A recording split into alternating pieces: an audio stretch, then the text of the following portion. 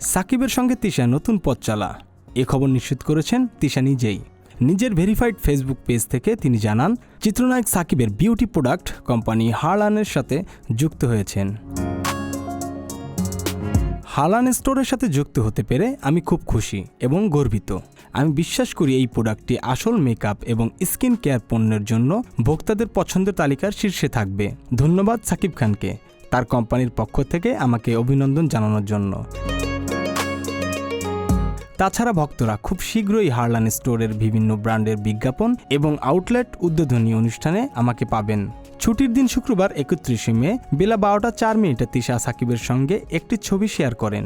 সাকিবের company হারলানের brand ambassador হিসাবে কাজ করবেন তিশা।